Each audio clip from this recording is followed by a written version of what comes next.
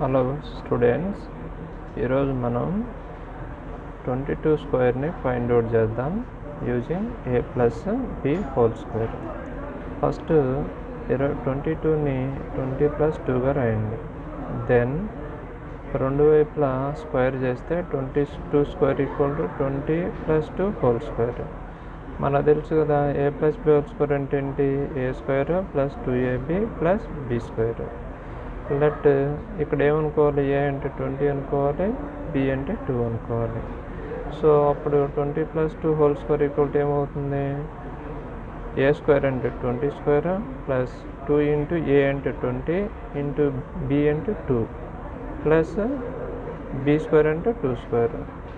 Okay, 20 square అంటే 400, 2 into 20 40, 40 into 2 80 plus 2 square అంటే 4, add చేస్తే 484.